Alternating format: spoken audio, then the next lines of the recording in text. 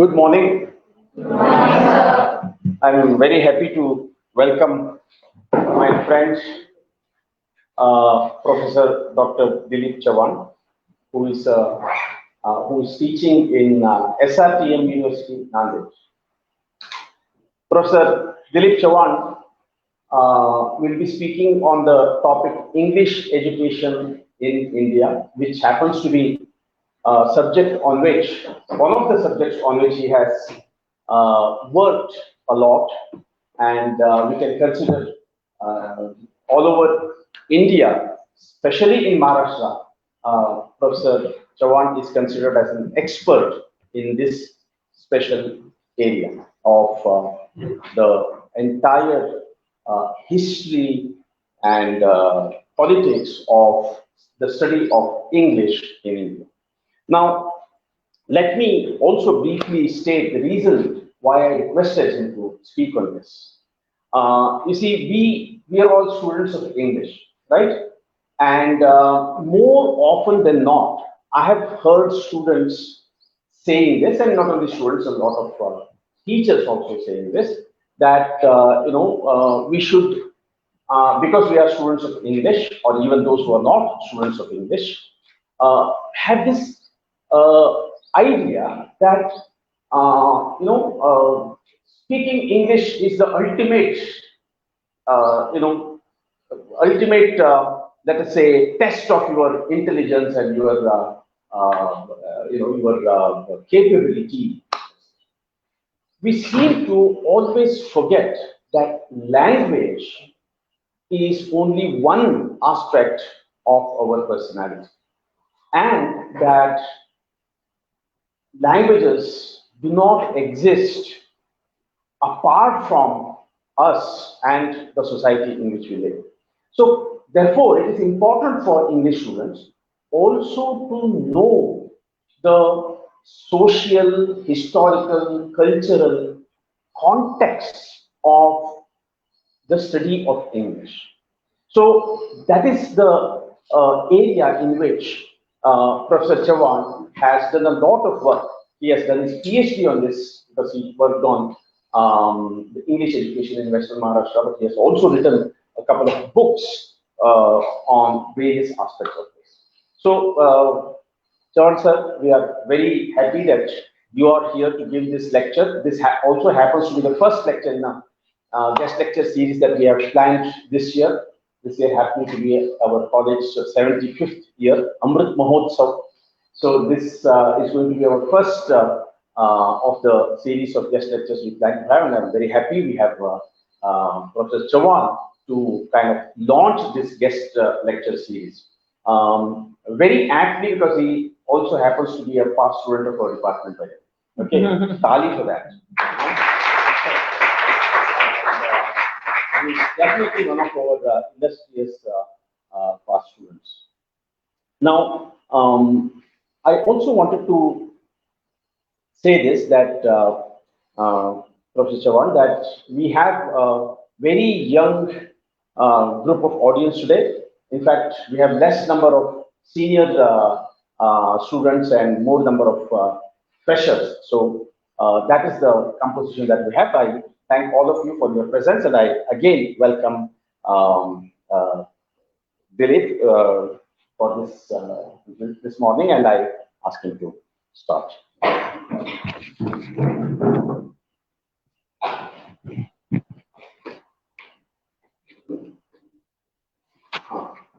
Please keep your mobile on silent mode. So, good morning to all of you. I'm going to speak on English education in India, various aspects of this topic. As Kamlaka sir told you, I was a student here some 27 years ago. I had my BA from the Department of English, and then I had to move to another place for pursuing my post graduation. But I was here for 3 years, and I had traveled long distance to reach Amannagar College in the year 1990. So I was just wondering whether really the Muknagar College still continuing to attract students from the Vidarbha where I come from. But when I was here, so many students from my district from Vidarbha were doing BA and BSc. So things have changed a lot over the last 25 years or so. And again, they are going to change very fast in the days to come. And that is the reason why we always have to engage with the idea of education in India, particularly English education in India. Uh, this is something which we study at the PG level.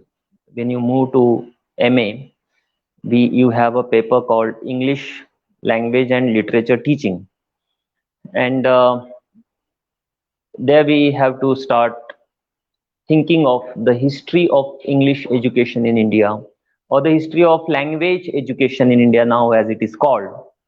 Language education, LE, you can call it language education. So it's a vast area of inquiry where we understand the idea of teaching language, not just teaching English. There are departments of languages in the universities and colleges, like Amannagar College, for example. You have a department of Marathi, Hindi, then once upon a time there was a department of Urdu also, I suppose.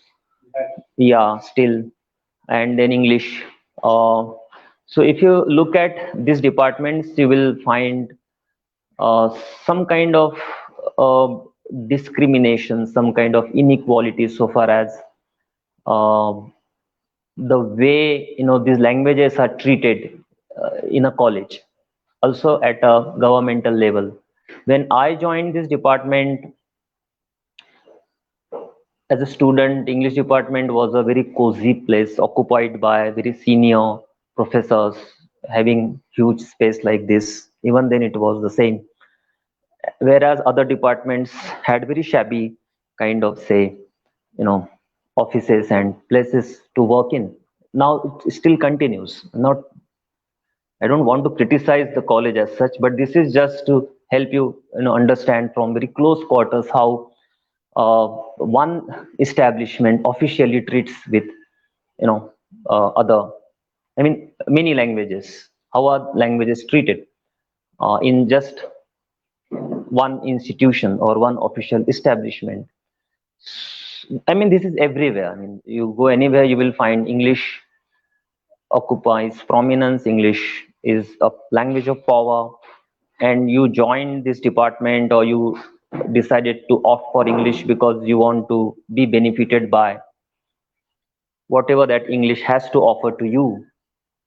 This is quite obvious. Okay, but then we also have to look at it from a more, say, critical perspective as to why has English gathered so much of importance in India, or perhaps many parts of the world, a huge part of the world, we can say, in the whole of America and England and all the erstwhile colonies of the uh, British Empire.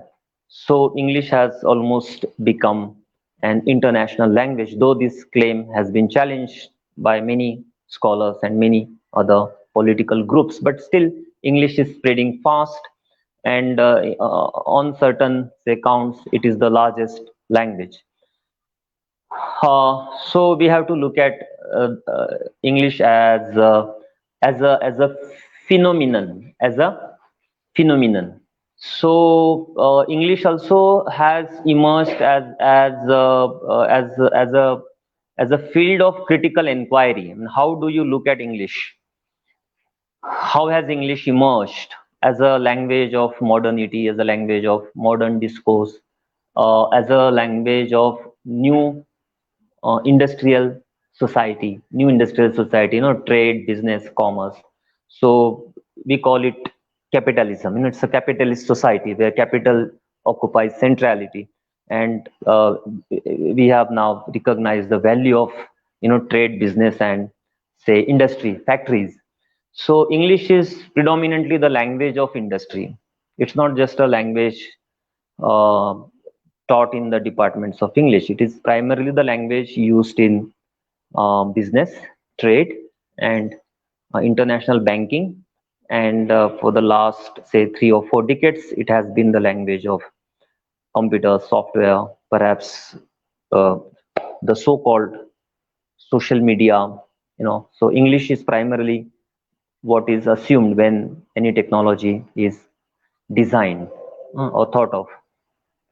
So we have to look at it um, from say a critical point of view. Critical point of view. So we should not simply be subscribing to any kind of stock understanding of English. Like say for us, English is I mean language is a matter of communication. It's a medium of communication, and English is just one of the languages, perhaps a dominant language. Okay, fine. I mean this is all understood, but then we have to look at it from a different perspective also. My attempt will be to help you understand how should we be looking at language from a political point of view. Which point of view? Political. We are not the students of politics, but we can have a political, say, point of view on language. We can have a political perspective on language. We can have a political understanding of language. There is a wonderful book written by Robert King. Do we have it here? Nehru and Language Politics in India. But it's available. You can very easily, access it. Like Nehru and Language Politics in India. We all know that Nehru was the first Prime Minister of India. He was the Prime Minister of India for 18 years, first 18 years. And it was in the Nehruian period, English flourished in India. There is an institute, I mean now a university called the English and Foreign Languages University, located in Hyderabad. What is it called as?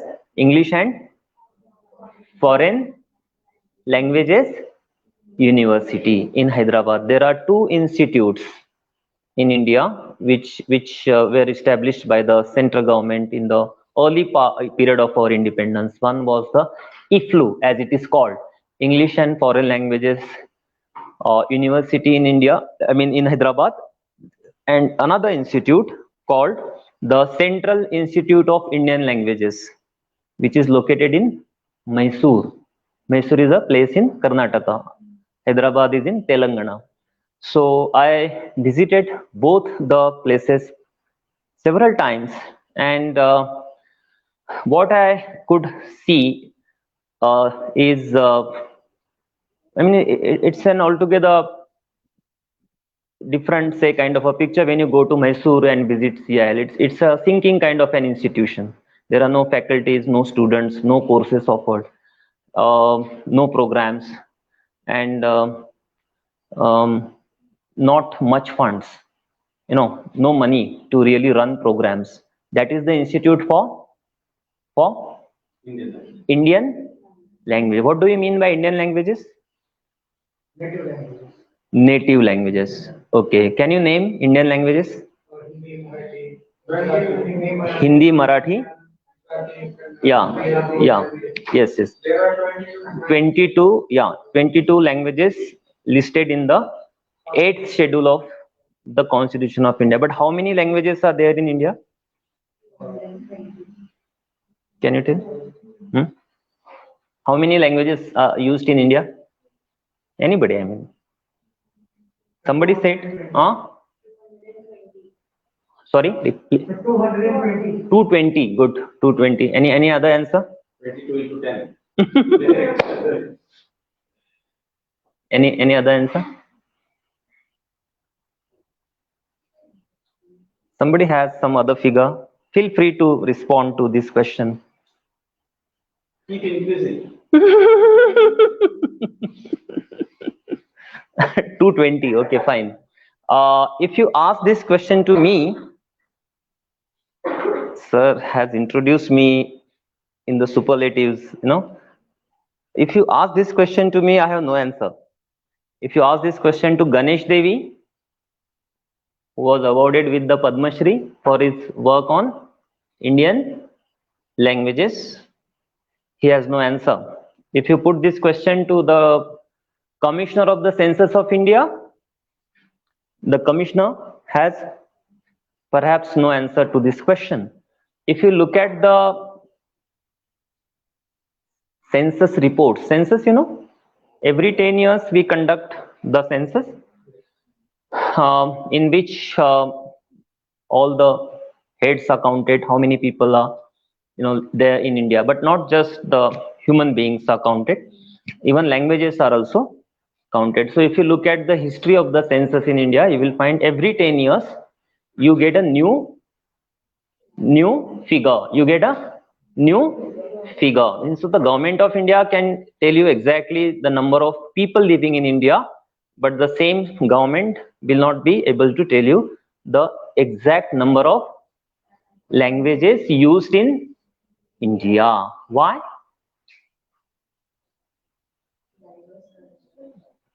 No answer. I don't have an answer. You can think, you can imagine. Okay, so this made Ganesh Devi resign from his position of professor of English in a central university. It's a central university, Baroda. Okay, it's a university. I mean, Baroda University, Maharaja Sajirao Gaikwad University, Baroda. So he resigned from his position to study the problem of counting the languages, the exact number of languages in India. So it's a huge project. One attempt was made while the British were ruling over India, and then after a long gap, Ganesh Devi started his own um, project. So my simple submission is, we are not in a position to really decide upon the number of languages used in India. Some scholars say that there are 400 languages used in India, and if you incorporate various dialect and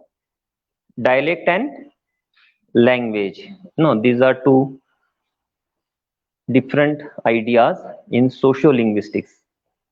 However, there is a lot of overlapping also. So one language can also be treated as a dialect, and there may be a dialect which is treated as language. Okay, fine. If you put all this together, and if we decide to call all these languages and dialects as languages, okay, all are languages. Okay, fine. There isn't any dialect. Every dialect is a language. So if you subscribe to that kind of an view, we can say that there are around 1,400 languages. Is it a large number? Did you ever imagine India having such a large number of languages? Such a huge. Okay. So this also has made our language scenario very complex. There are so many languages now. If we count your mother tongues here, we will certainly get 6 or 10 students having 10 different backgrounds. Okay, so complex language scenario in India is a very complex scenario. However, there isn't any particular institute or any particular university, particularly a central university, recognized as a central university, that is commissioned to study the languages of India, except for the CIIL in Mysore, which is in a very bad shape now. So we have two institutes, IFLU, Hyderabad English, and Mysore Indian languages, CIIL, in a very we can say different positions. English Language Institute flourishing, and Indian languages dying, okay, sinking, going down. So what I'm trying to tell you is that languages are simply not um, uh, just natural phenomena. They are somehow influenced by various forces in the society. Say for example English or Marathi. So there is a government, there is a certain kind of say state, some certain kind of say machinery which has an impact on language. Is this clear? Do you know Telangana? Telangana came into existence just a few years ago.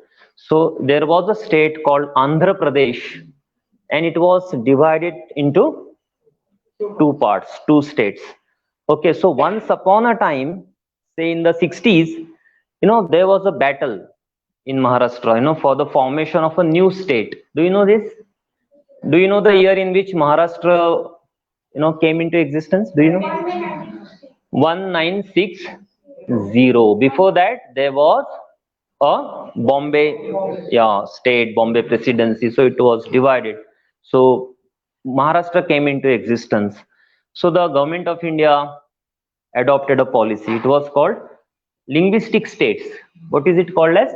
Yeah. So states were formed on the basis of, yeah, a major language, not just a language. Marathi is not the only language used in Maharashtra. There are so many languages, more than say 50 or 60 or maybe around 100 languages used in Maharashtra. So Maharashtra was formed on the basis of language, Marathi. So the idea is that wherever Marathi is used, that part should be incorporated into the state called Maharashtra.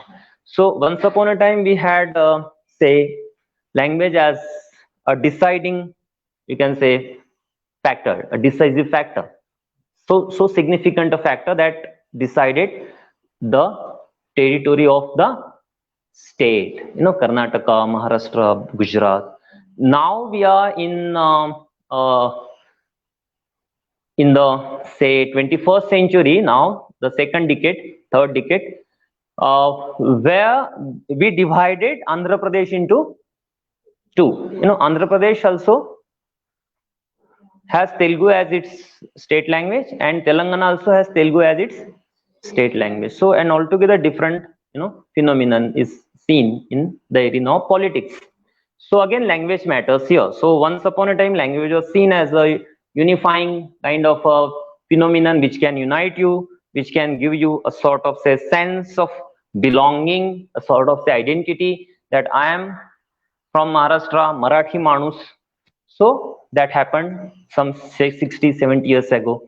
Now states are divided. I mean, they are split and 2, 3 states are formed. Now there is the demand for separate state in the Vidarbha. Do you know this?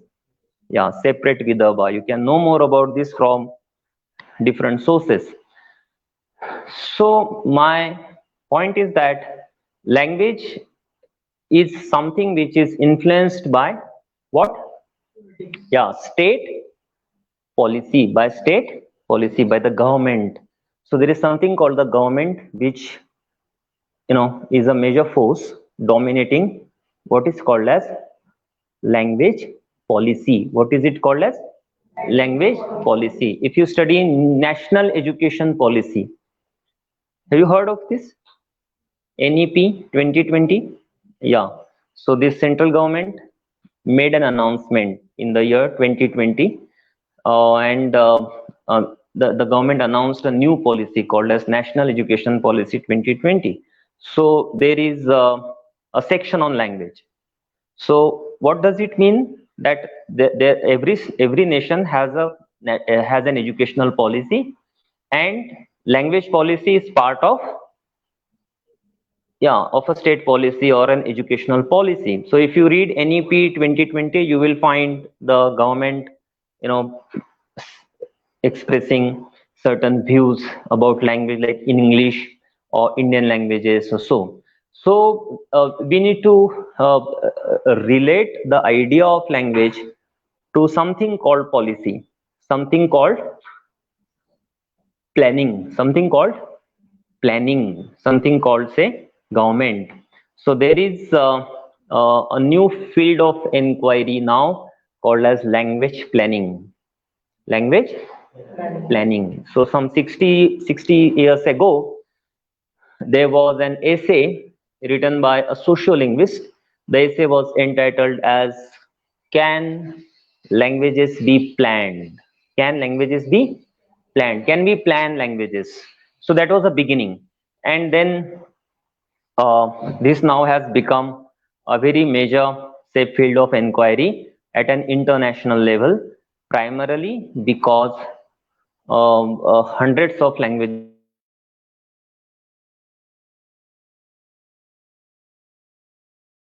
die, and over a period of a few years, we find hundreds of languages die. So it is called language death.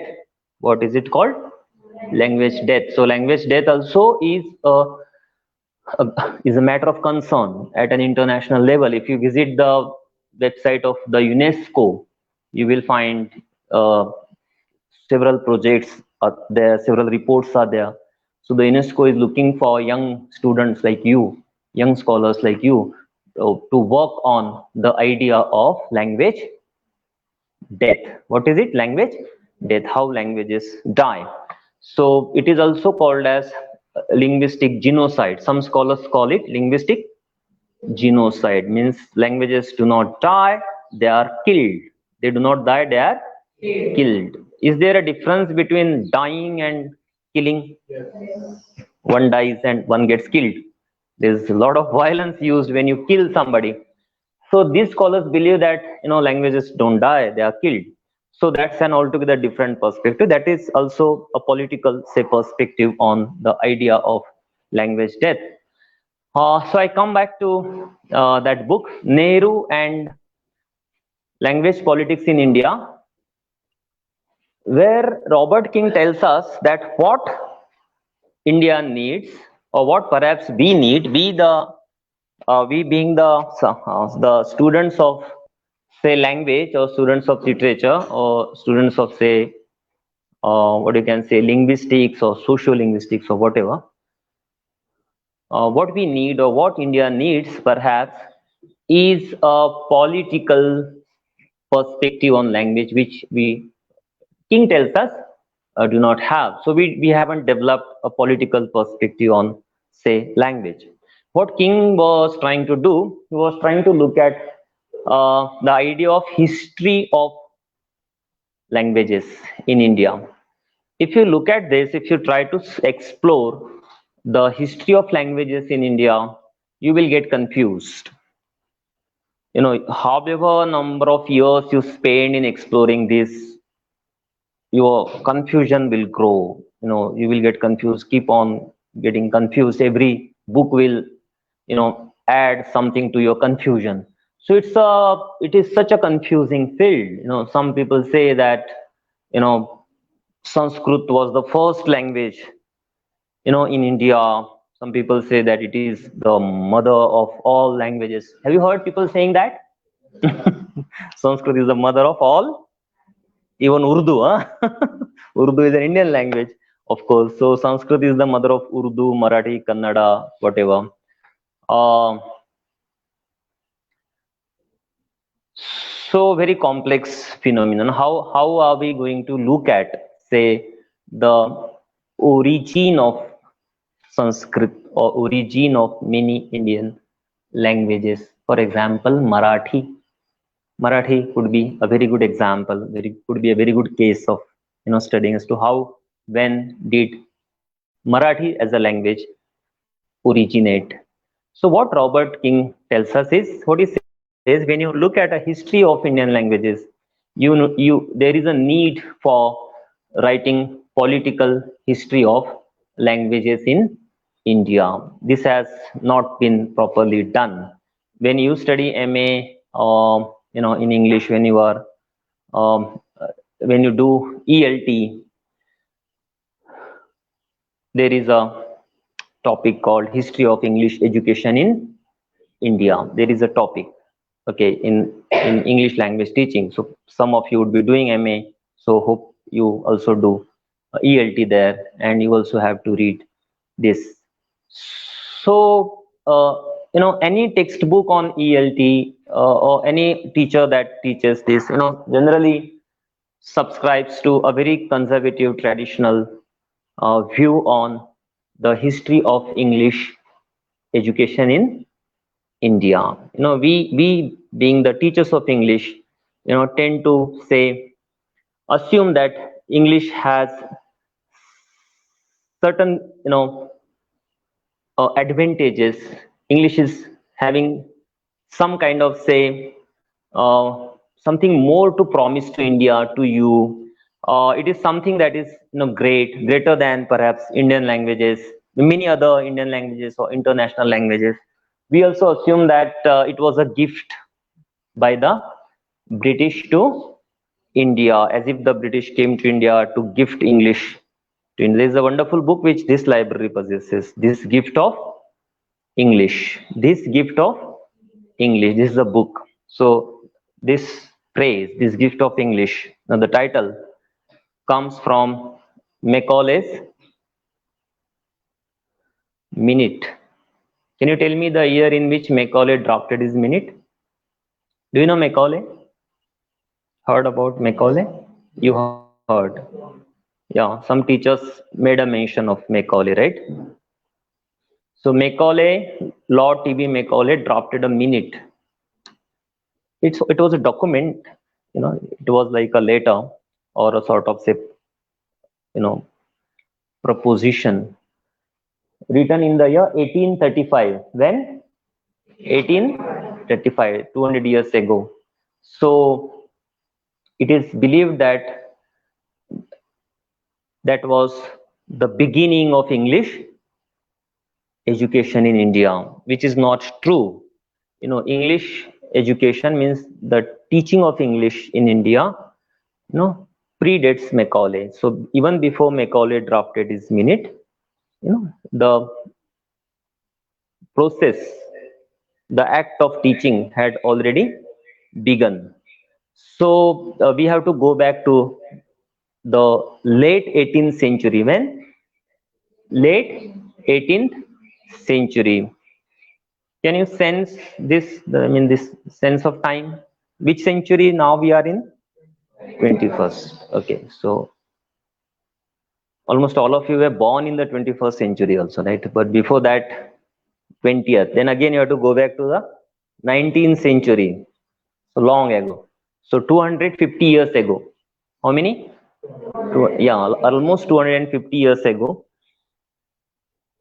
This idea was debated initially in the Parliament of England. In the Parliament of England, towards the end of the 18th century. That was a time when a major part of what now we call as India was not annexed to the British Empire. Now that had not happened. For example, Pune, Mumbai. So this section of Maharashtra, including Ahmednagar or Kolhapur or Satara, this large part of, say, Maharashtra, now Maharashtra, was not part of the British Empire. It was not annexed to the British Empire. But even before this happened, the British government started discussing the idea of teaching English in India in the Parliament of England. And there were all kinds of differences among the members of the parliament. Some members favored the idea of teaching English. Some of the members, disapproved of the idea of teaching English in India. The parliament is a place where members are always divided. There are opinions and they have to express their views. So one of the views expressed in the British Parliament was against the spread of English education. And some members cited the example of America. America was once upon a time a British colony. Do you know this? Okay, so there was a war, they had to battle and finally won. They won their independence. So some members thought that the Americans could learn about democracy, modernity, new ideas about the French variety of modernity, the British variety, about the French Revolution, and perhaps many other, radical ideas which germinated in the European countries like Italy, France, England, partly Germany. So things were changing in Europe, and these ideas perhaps the Americans got through English education. So if you spread English education in a country like India, that will have an adverse impact on the empire. Okay, people will learn English and then they will fight with the British, right? So if you teach them English, that will be the end of empire. See, such a great kind of maturity, the tremendous maturity, amount of maturity that you find in the argument made in the end of the 18th century, when India was not really the British colony. Even before India was colonized by the British, they started thinking of the possible threats to the British Empire through English education. So English, I mean, we need not look at English as something which came to India in a very natural course of action, something that the government decided, and then schools were open and English was taught to the Indians. I mean, that was not really the case. We shouldn't be having very innocent, very naive kind of a perspective on language education in any country for that matter, not just India, even Pakistan or China, whatever, Nepal, Sri Lanka, however small the nation is, say Myanmar, Nepal, for example, such a smaller than Maharashtra. So even Nepal has hundreds of languages, such a small nation. So several hundred languages are there used in Nepal. So many countries such as Nepal, Indonesia, or India, China, for example, and many Latin American countries are very complex so far as language scenario is concerned. So we need to look, we need to go back to past. We can go back to the ancient period also, as King tells us. Robert King, what has he said? We have to go back to the ancient period, and we need to try writing political history of languages in India, political history of Sanskrit, right? Political history of Pali. Okay, Pali as a language, or Prakrit language, or Magadhi as a language, or Urdu as a language. If you have to write a history of Urdu, you need to take politics into consideration. What? Politics into consideration. I come from a place called Nanded, which was part of the Hyderabad state. So when Marathwada was part of the Hyderabad state, Urdu was the medium of education, right? Have you followed this? Urdu was the major language. It was not the language used by all the members of the society and all the people in Marathwada, but that was a language of the state. So people had to learn Urdu. So until say 1948, everybody had to learn Urdu, irrespective of religion, irrespective of, yeah, the moment you think of Urdu, what we do, we tend to relate it to the Muslims, right? But it was more of a political decision. I mean, it was decided to use Urdu as a medium of education.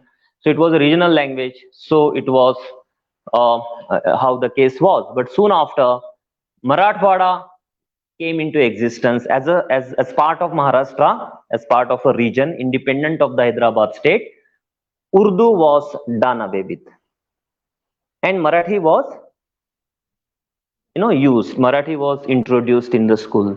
So whether to use Marathi as a medium of education, or Urdu as a medium of education, or English as a medium of education is decided more by, say, the political authority than by any other agency, by any other, say, institution, by any other force. So the idea of using language in any educational establishment is primarily a political decision. Getting me? It is decided by the,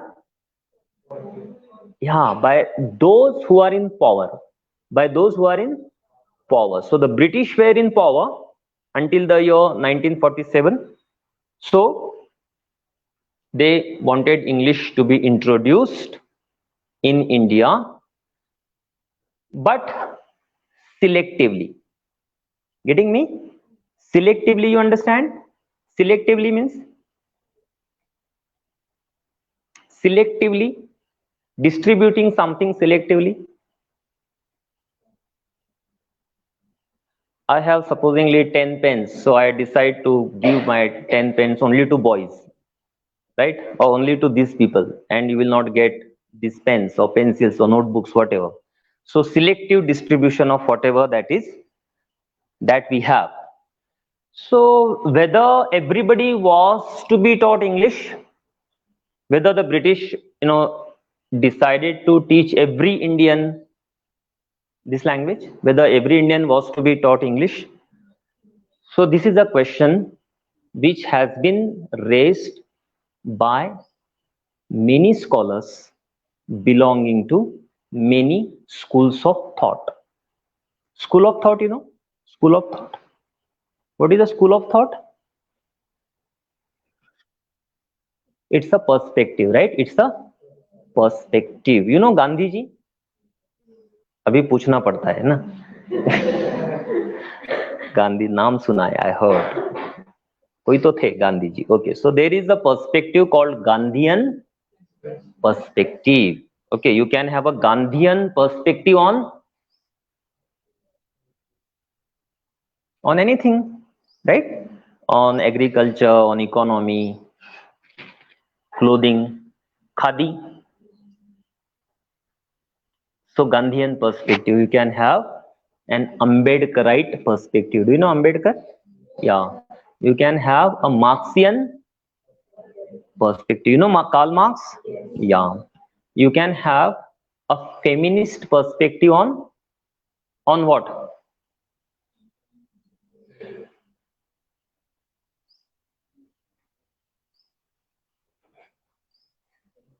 I was just trying to look at the way you are sitting in class.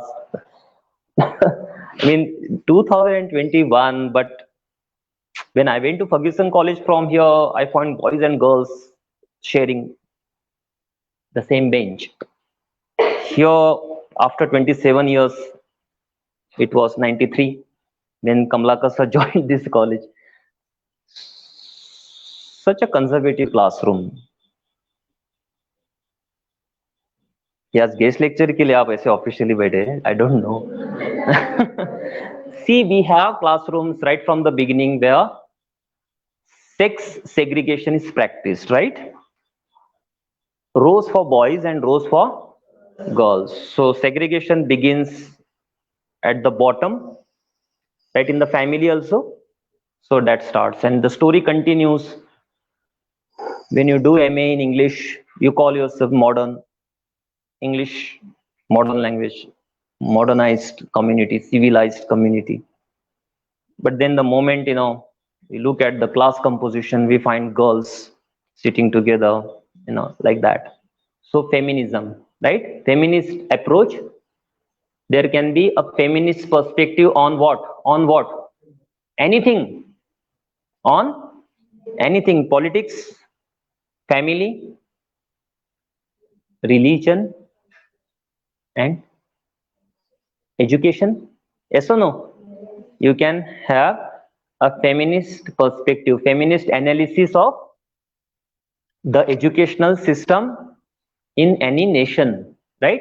So you can interpret the educational policies in India or Pakistan or America or Europe from a feminist point of view.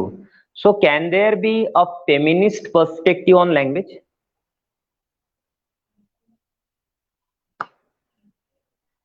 No? She says no. Possible, maybe, yeah. So English still, continues to be a very conservative discipline. When I was a student here, even in Ferguson College, I really don't remember any teacher mentioning feminism. Ashita was a student here, so perhaps 10 years after I left, I can see Robert Browning. Can you see there on the top? He tops the list. Matthew Arnold at the bottom. So both very conservative. So we were taught My Last Duchess here in the same department, but the teachers did not mention feminism while teaching My Last Duchess. So it was a very conservative discipline. No, we generally tend to look at English as a very modern kind of a discipline. English more modern, if you allow me to say so, than say Marathi, than say Urdu or Hindi or maybe other. But it's not like that. So still, English still continues to be a very conservative. This linguistics rather very highly conservative. Conservative means traditional. Conservative means something that comes from the olden days. We still cherish old ideas. We still continue to say think from the older say points of view or so. So feminist perspective on language. There is a wonderful book written by Chandra Shefali. Chandra Shefali. The title of the book is The Sexual Politics of English. What is the title? The Sexual Politics of English. Now the question is whether a certain, say, language is somehow associated with gender, whether a certain language policy, whether education in a certain language, like say education through English, for example, education through English, we call it English education in India. Okay, let us call it Maharashtra now. English education in Maharashtra. Does it have anything to do with gender, or can we have, say, a feminist perspective on English education in India or English education in Maharashtra, for example? So until a few decades ago, nobody ever thought of doing this. So Chandra Shefali perhaps was the first scholar to write a book on gender and English education in India. Can you repeat? Somebody? Gender and English education in India. So I come, from a family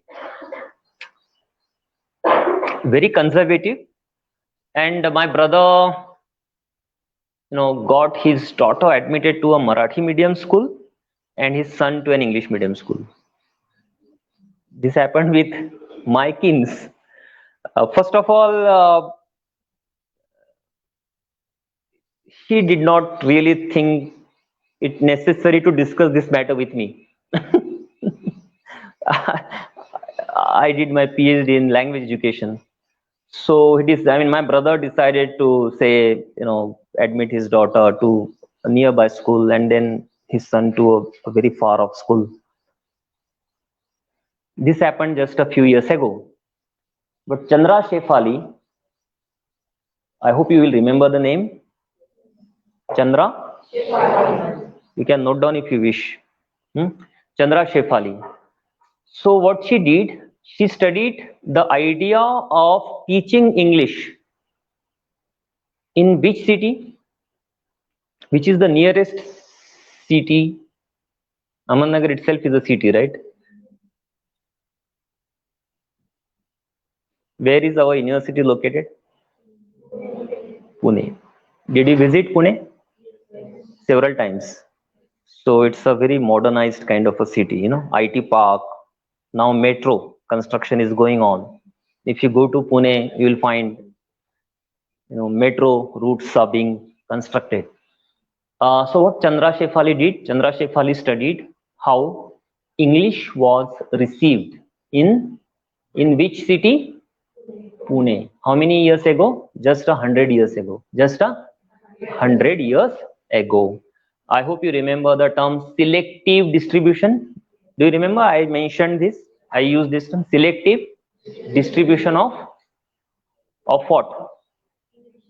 Of pens. 10 pens. Selective distribution of education. You know, some in any society will find some people are educated, others are uneducated, illiterate, or half educated, or ill educated, you know, badly educated. They get degrees, but they are not in a position to use their education for earning livelihood or for making their lives better or for influencing the society, for having some kind of impact on the no. They are degree holders, but they are useless. So ill educated, okay, badly educated we can call. So there is a division, there is some kind of selective distribution of education in the society. So is the case with languages. Okay, when it comes to language education, we find that in a place like India, in a country like India, English was distributed selectively. English was distributed selectively in the past. Okay, so this happened in the 19th century when there were so many policy makers trying to design policies, trying to influence the government, trying to say introduce or implement the government policies in their own ways. So Macaulay was one, but there were many others. For example, there was a governor named Mount Stuart Elphinstone. You heard his name? No. Perhaps in the school textbook, perhaps you read about Mount Stuart Elphinstone. He was the commissioner of the Deccan, means this part of, you know, Maharashtra, and it was Elphinstone largely responsible for the defeat of the Peshwa. Do you know Peshwa? Did you visit Shaniwarwada? Okay, that is the place where the Peshwas used to live in. So the rule of the Peshwa came to an end in the year. Can you tell me the year?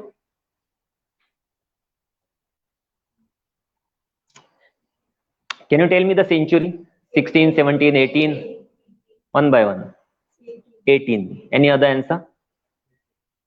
18th century. Any other answer? 16th century. Okay. Any other answer? No.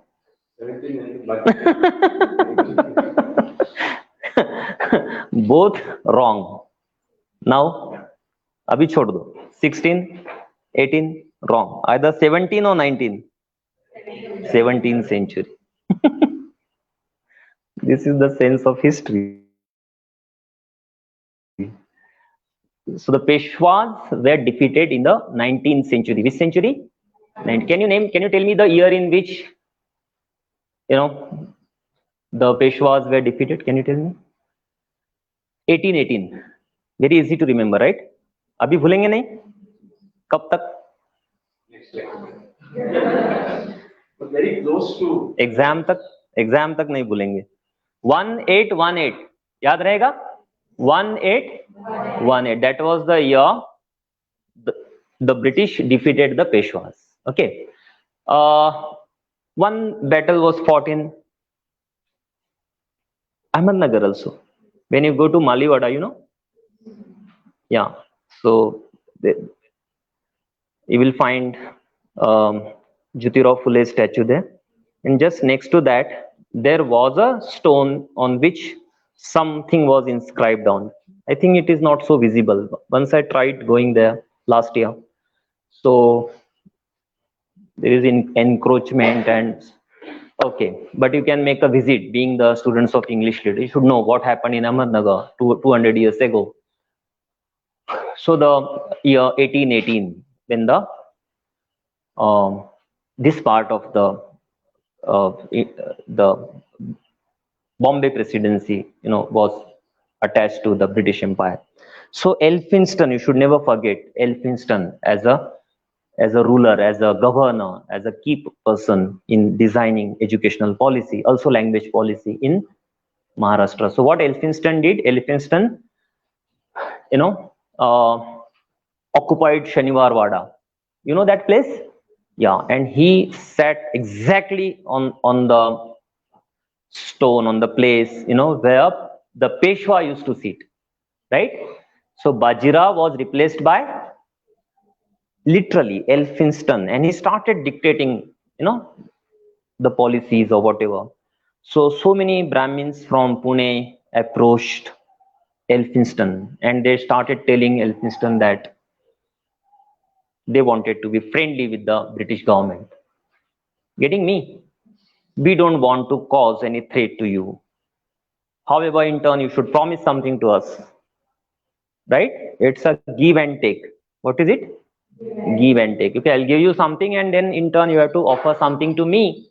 So they started making demands, and they wanted the earlier policies to be continued. Earlier policies to be continued. So the earlier the Peshwa had never thought of teaching English.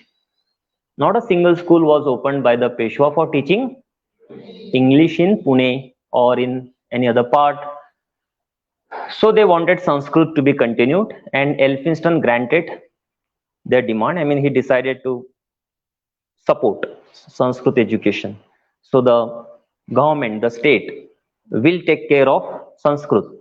That was the agreement between Elphinstone and the Brahmins in Pune. But there was a section of the Brahmins in Pune who started realizing the significance of English. Getting me? Significance of English. Sanskrit, yeah, fine.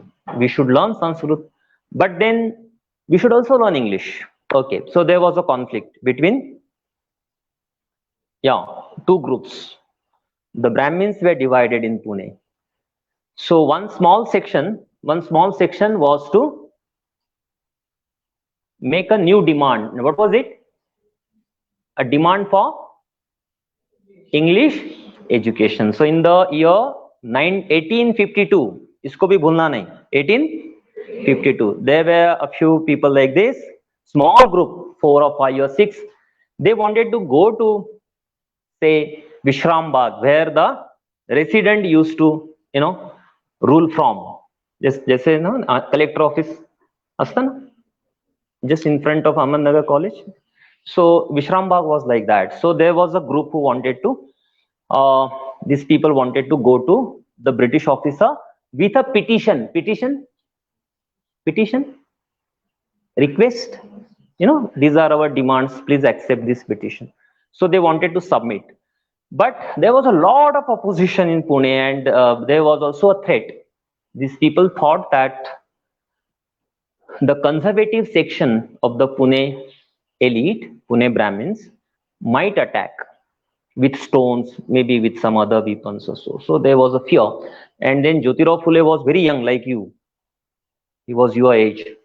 So these Brahmins approached Jyotirao. Jyotirao, you know? Phule, you know? Okay. So now this university is Savitribai Phule Pune University. Okay. So these Brahmins approached Jyotirao, and they requested him to provide a safe passage, to provide security. Security, so somebody should protect you while going to some place. So Jyotirao obviously was not a conservative person. He knew very well the importance of English. So Brahmins making a demand for English education for themselves. They wanted English to be taught to them only. Okay, but despite this kind of a very strange demand, Jyotirao decided to protect, provide some kind of security to this group, and they started from some place and went to Vishrambagh Wada and submitted the petition. This happened in the year 1852.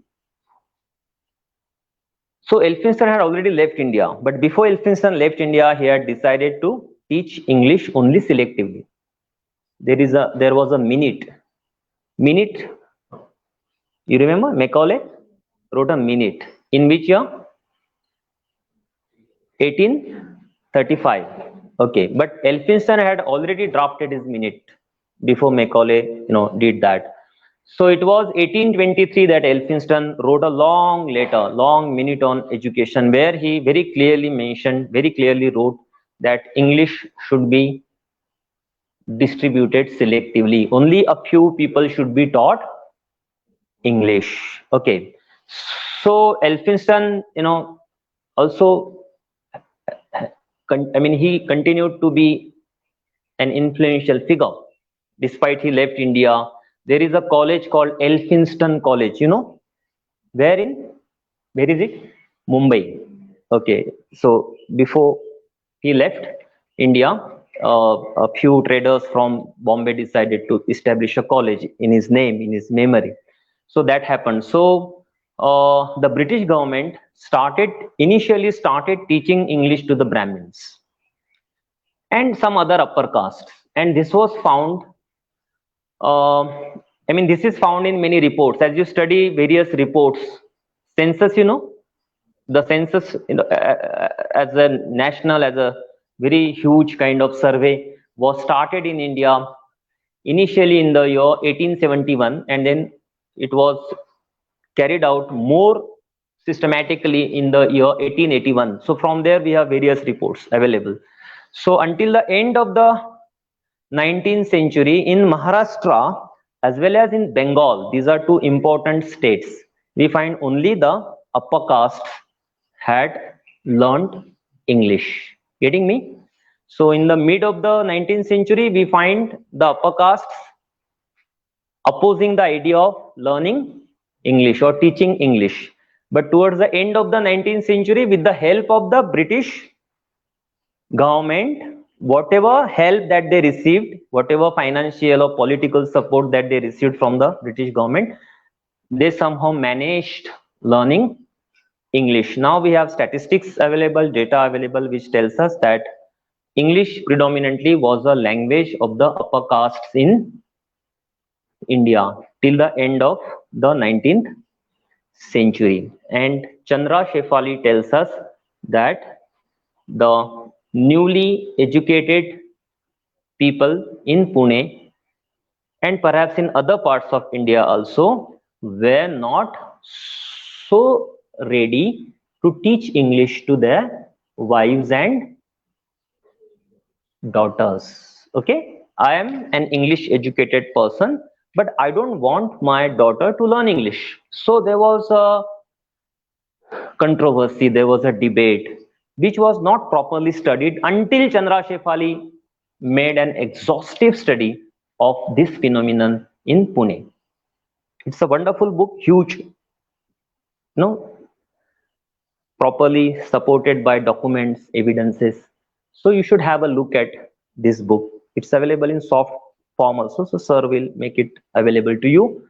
So just have a look at it. I don't want you to read that book, just to have a look at the title of the book, the chapter scheme. Just go to the end. It's a PDF for you, so go to the end and just try to have a look at the sources that she has used. Okay, sources, other books, newspapers, various periodicals, various petitions, right, various debates. So Tilak, what's his name? Bal Gangadhar Tilak, just one of the leaders. Tilak, for example, was not in favor of teaching English to women. Getting me? I repeat, Tilak was not in favor of teaching English to women. Now, how are you going to assess this? Getting me?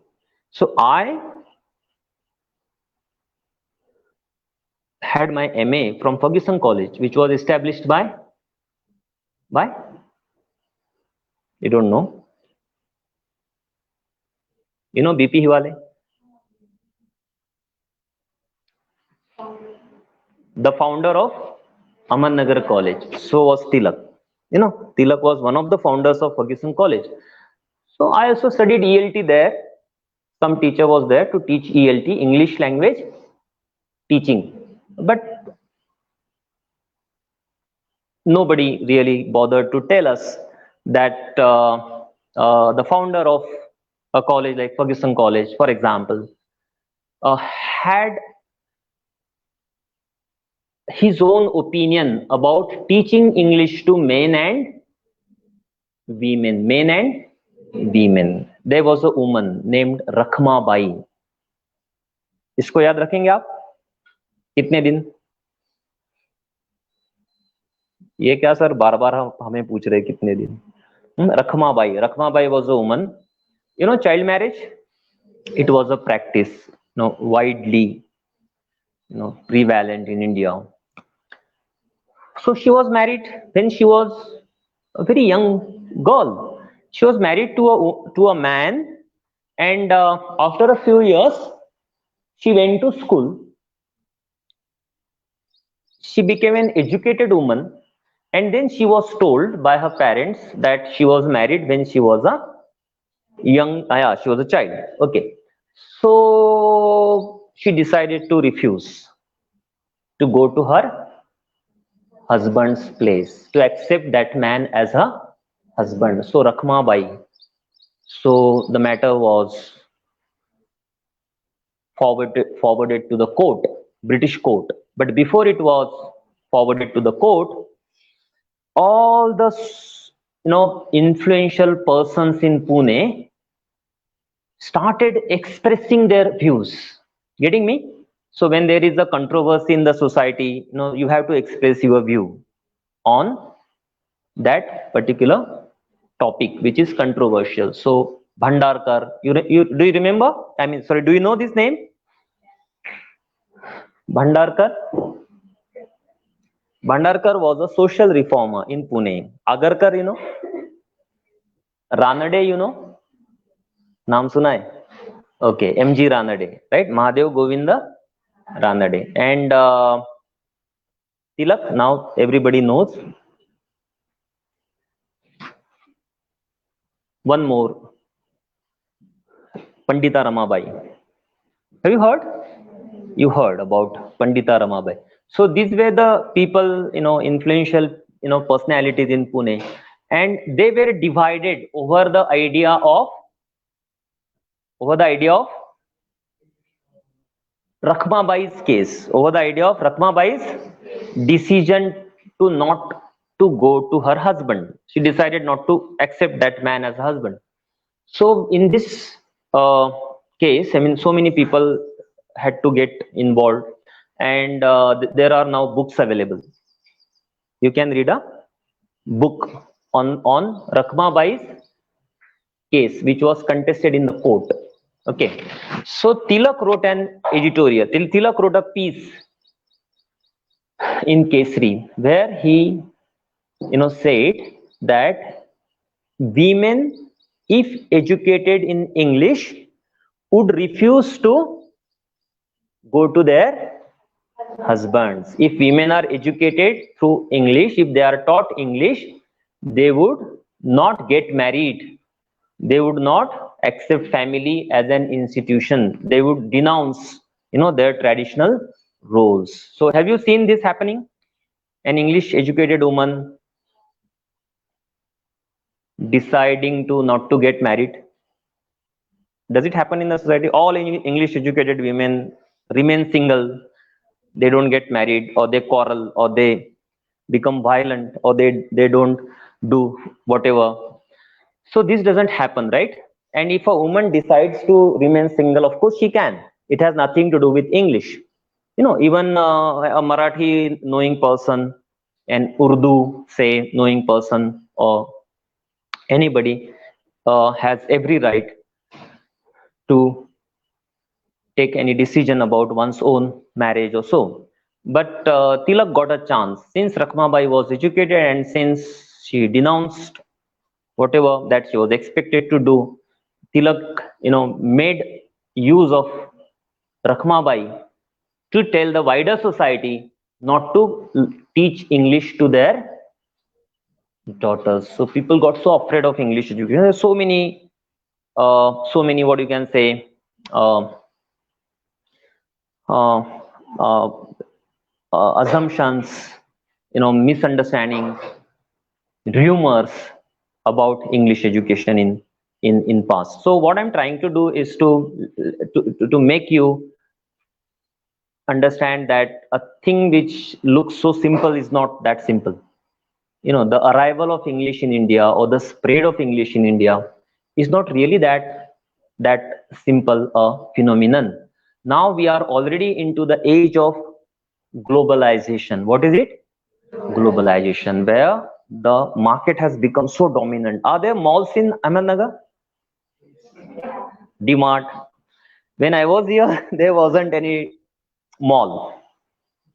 Absolutely no idea. Nobody, I didn't know the word mall in that sense. A huge market, one building, having several shops, and you can buy vegetables as well as cars, under a single roof. So market has become so dominant. Trade has become dominant. Virtually every, electronic gadget comes to us from China. That HP laptop or this device. My smartphone is a Samsung smartphone, which is a South Korean company using an American operating system.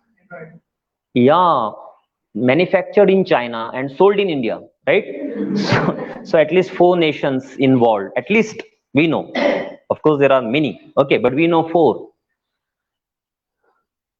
So very complex. Now we are into the world where things have become very complex. Now there are machines which can operate upon your brain. Your brain tumor can be removed by a robot, right? Now there are robots in Japan, also in Pune, and there are robotic surgeries also now being done in Ahmednagar. So things have changed a lot. So this also has been having very powerful impact on languages. Globalization has a very strong impact on languages. So this is a new field of inquiry.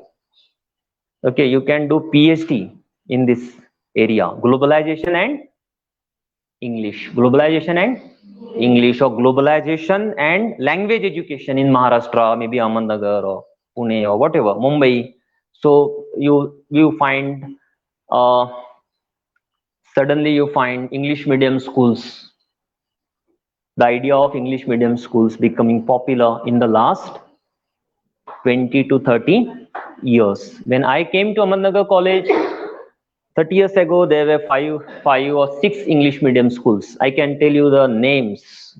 I remember all the English medium schools. But now nobody knows all the schools, right? Do you know all the English medium schools in and around Ahmednagar? No, because there are many. Every small village will have an English medium school. So how has this happened? The rise of English medium school in the metros like Mumbai and in a small village in Parner, which is a drought-ridden region. Did you visit Parner? Sometime you find time for visit this place. Try to make a visit to a small English medium school in a village. What sort of a school is it? How does that school, manage teaching English? So you being the students of English, you can write your project on an English medium school in a remote village, right? That is perfectly fine for a student of BA English to write an essay on, maybe for this our college annual, what is it? Pratibimba. Yeah, I wrote 2 articles when I was your age. Pratibimba, right? So you can write your articles on how there are now new English schools in villages, also in the cities. I think there is a new school somewhere in front of the railway station now. Very huge one. I came to know about that, but never happened to be there. So make a visit to that place. Just try to see how much is charged, who are the students, what is the social composition of the students who go to such schools, how much do they pay, do they afford, even if they are there, but do they afford, or do their parents borrow loan, for paying the fees. So you can write an essay on, loan borrowing for paying fees, like that. So English, loan, and gender, something of that kind. You can think of this. Maybe a case study. You can go to one school, study, and write one essay. So globalization, uh, it was believed 30 years ago that globalization would open opportunities of growth, development, progress. In India, it was what was, proclaimed, what was, announced. When I was a student, I joined this college the year when new economic policy was adopted, 1990, 91. I was a first year student. And let me tell you, my first article, which was published in the college magazine, was on, say, the economic crisis in India. I don't have a copy, but I would like to have a copy from the library. On the economic 1990, when the economy collapsed and Manmohan Singh, was the finance minister, was forced to, devalue money. I was not a student of economics, but I wrote on devaluation of rupee, an article, and the second article was on the fall of the USSR. Do you know Russia? Yes. Yeah, it was a socialist country and it collapsed. So when I was a third year student, I wrote an article on the fall of the USSR. So that was the time when new, things were happening, things were projected in a new manner, new light, new language, say progress, growth, all sorts of, say, this vocabulary used. But now we have various reports from the World Bank. Do you know the World Bank? World Bank. There is an organization called Oxfam. Do you know Oxfam? Oxfam is an organization which studies economic inequality in the world. Okay, so there are hundreds of reports now from the World Bank and Oxfam and many other organizations. There are books written by many scholars who tell us that we find the great divide between the rich and the poor in the society. So when your college is over, you can spare some 10 minutes or 15 minutes with the workers who are constructing this bridge in front of your college. Have you seen the construction going on, right? But did you ever stop there to speak with somebody there working? No. But now, today or maybe tomorrow, next month, you can just spare half an hour with a woman or maybe a man,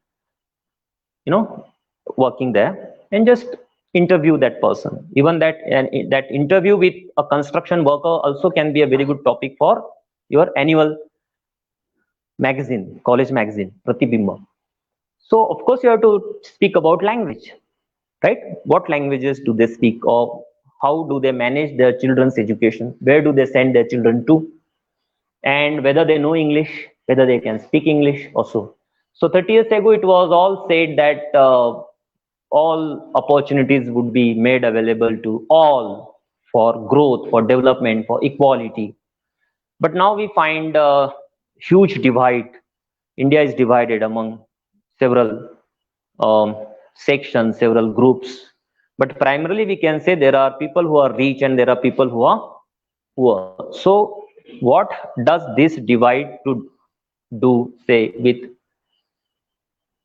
the question of English, question of language? So we can relate English to inequality.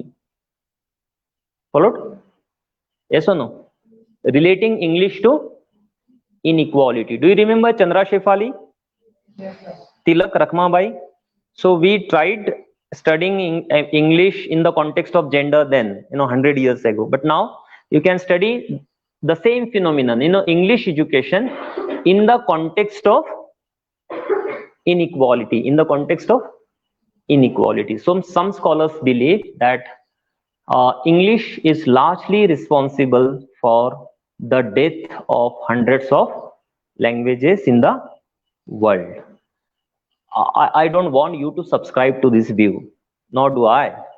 But we need to think of what the scholars have to say about English. English is to be studied in relation with other languages.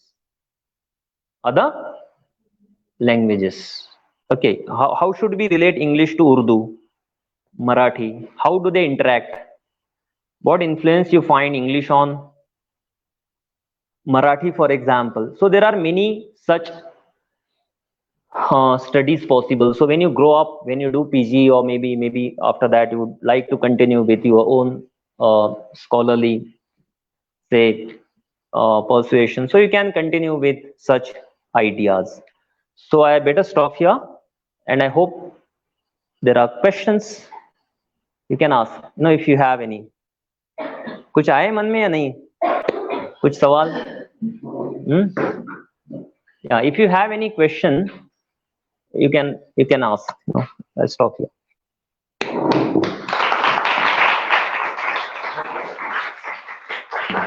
Right. Thank you, Professor Dilip, for that wonderful lecture. I'm sure all of you would begin to think about, the study of English and how language, kind of is related to power, or what are the various kinds of power that is operated through language and other factors.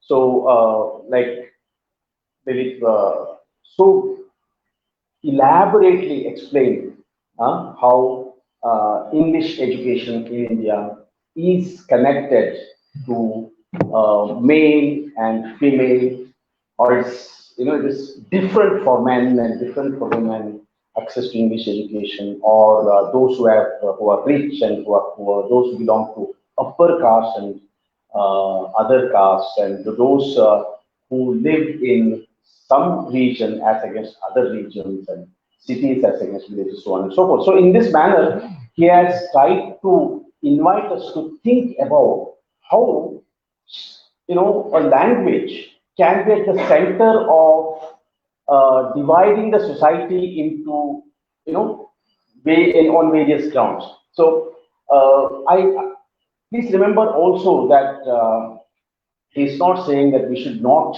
learn English or any other language. The most important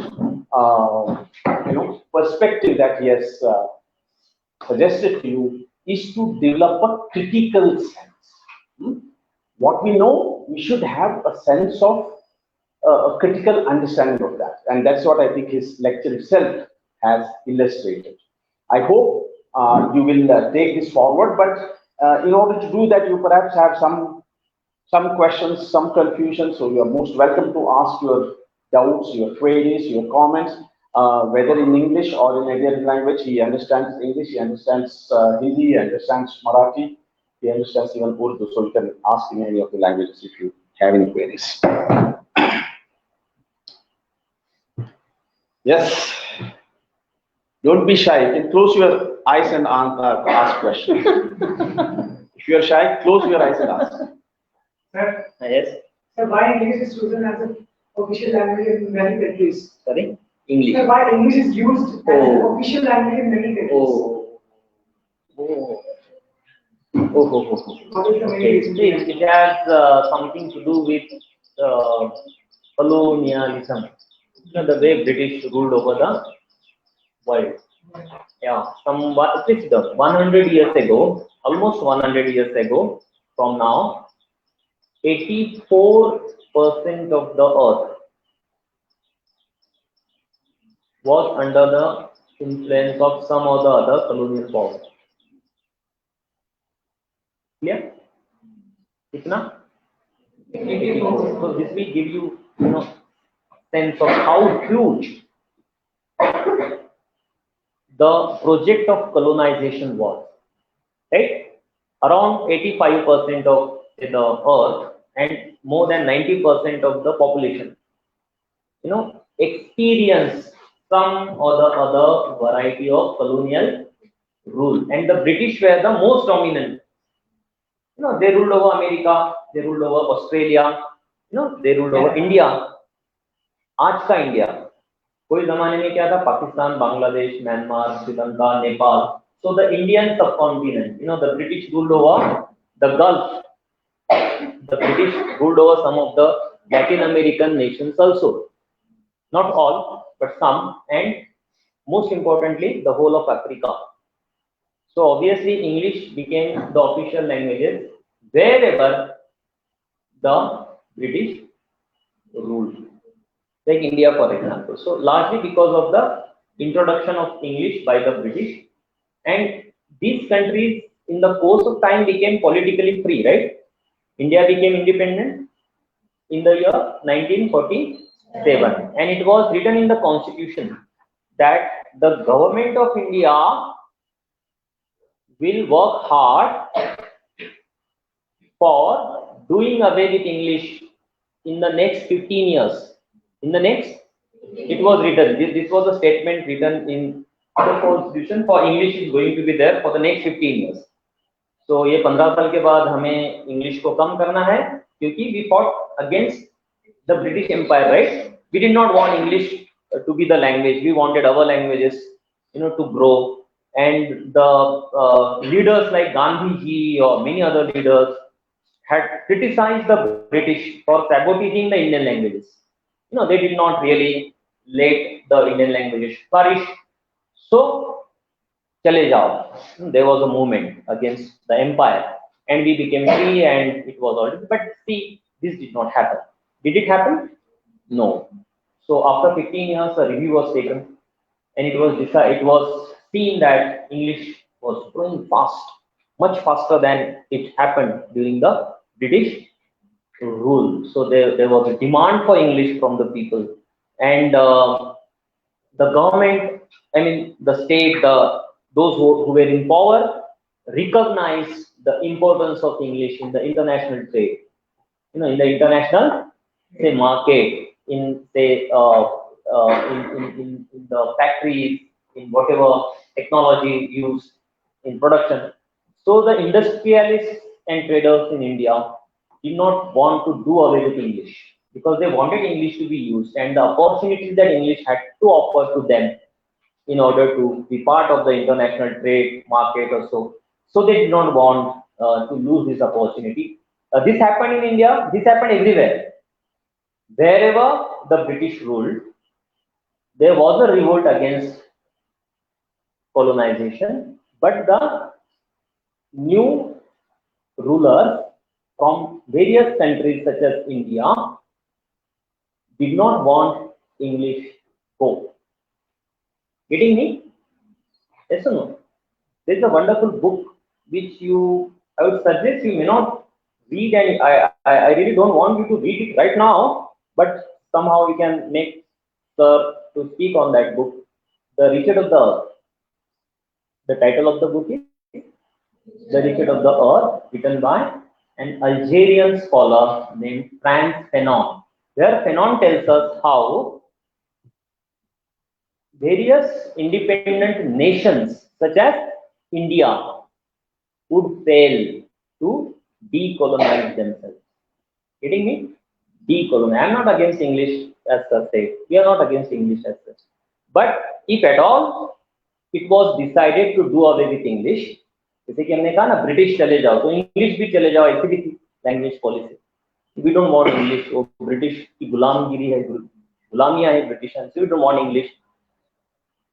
But this did not happen, and Fanon wrote a book just to warn us as to how our new elite, how our newly educated classes perhaps might become like the British, using English for their own growth, for their own development. So selective distribution of language education. Some people would learn English, master English, would use English for dominating the society. So perhaps, some kind of warning was given by some scholars like Fanon, but this did not happen in India, nor in America, Australia, South Africa, wherever the British ruled. They left English, and they left English to be used by the elite.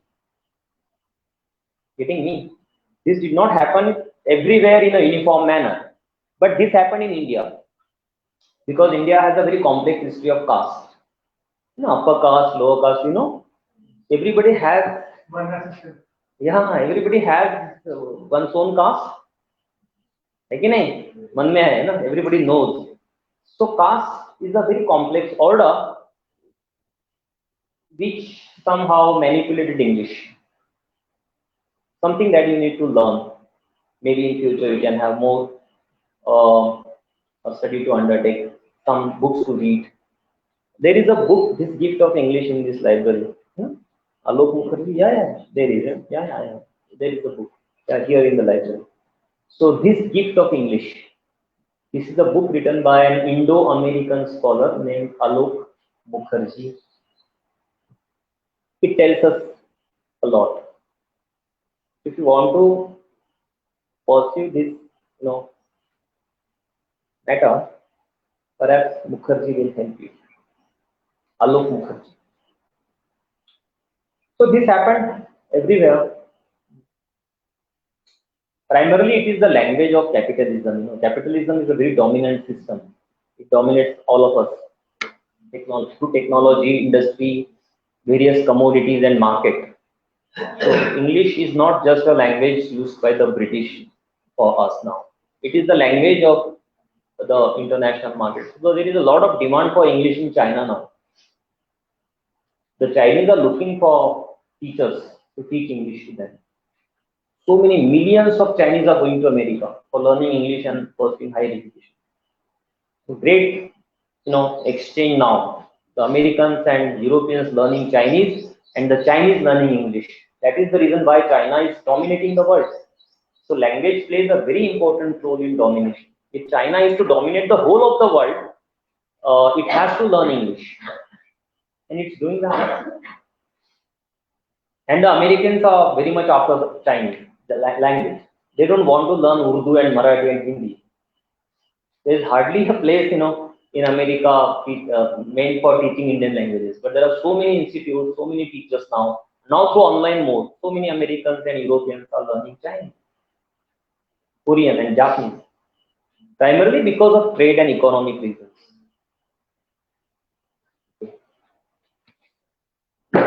Next question. Where is it coming from?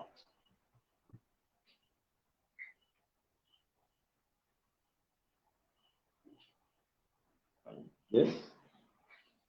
Are there questions? Yes. So there is a question from our online audience by Mr. Narendra Gauri. He asks, how do you look at NEP 2020 as an opportunity or a challenge? What is your point of view? So I mean, NEP is National Education Policy. So there is a considerable part devoted to the question of language. NEP is a document adopted, or you can say it's a policy announced by the government of India a couple of years ago. Now, when it comes to language, it offers a few opportunities, and also it somehow is threatening to the language scenario in India. For example, the NEP has offered promotion of Indian languages in higher education. Okay, promotion of Indian languages in higher education. Now, when you go to say an engineering college, for example, have you visited any engineering college? Do you know anybody pursuing engineering? Yeah, maybe a brother, sister, or friend or so. So all the books in science and technology are in English now. Okay. So this policy tells us that this professional education also is to be imparted through Indian languages. So something that really a very positive step taken by the government. Now, whether this will get translated into action, getting me? Promises are made, but they are not kept. So, a few years ago, there was a new department opened by the central government of India called the Department of Translation. What is it? Department of Translation. It was not the Department of Translation. It is just to make you understand. For the sake of convenience, I use this term. It was the National Translation Mission. याद रहेगा? National Translation Mission. NTM. You can visit the website also. National Translation Mission. So we are in a country where promises are made. We are made to dream of a better future, but then after a decade or so, we realized that whatever that was promised, did not happen. So National Translation Mission, was initiated, it was established, but very badly handled by the government. No funds, no projects, and no significant translation activity was carried out. The British were very much keen on translation because they wanted to know India. So they translated the Bhagavad Gita and Vedas and Upanishads and all sorts of religious, cultural, social texts. They funded the scholars to undertake huge projects of translation. But now we don't find translation really being promoted in India. This is a problem. Secondly, uh, this is one way of looking at the NEP, that there are certain promises, but I doubt if these promises would be kept, because no significant activity was seen in the last 2 years so far as translation is concerned. Secondly, there is a problem with the spread of English in India, primarily because of privatization of English. Because of privatization of English. If you want to learn English, you have to go to some private coaching class in Ahmednagar or Pune or Mumbai. Now through online mode. And it is believed that in order to learn English, you have to go to an English medium school, and there are parents ready to pay for that. So English is a matter of private affairs in India. There is, we can say, very peculiar kind of privatization of language education seen in India. Now, the problem with the national education policy is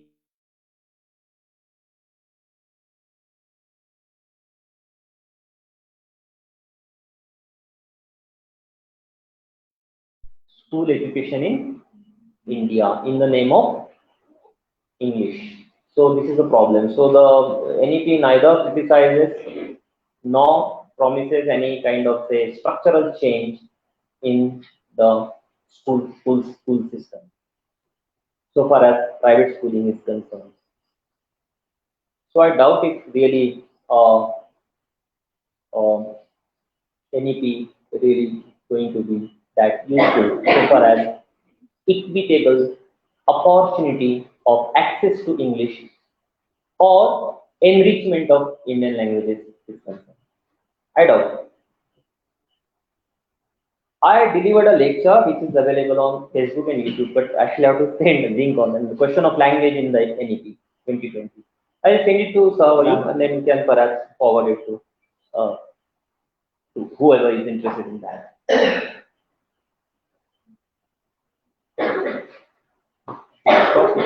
Okay, right.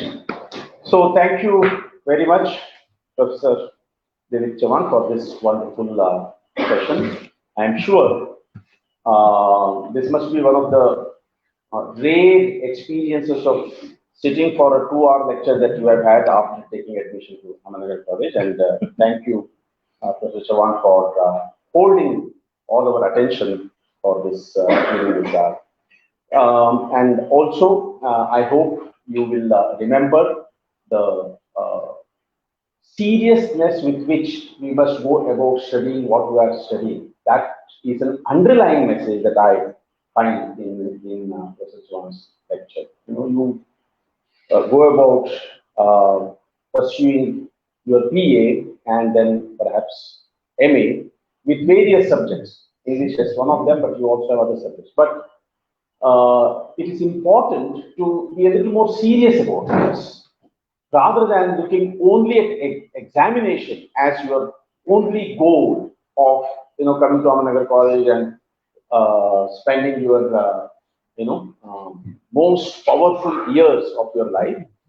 What Professor Chavan has invited you to do is to use this period to create a strong intellectual foundation for yourself by developing critical sense and also reading widely. So I hope this lecture inspires you to do that, and your participation in this lecture gives us the inspiration to hopefully be able to organize more such guest lectures in the days to come. Thank you all for your presence. Thank you.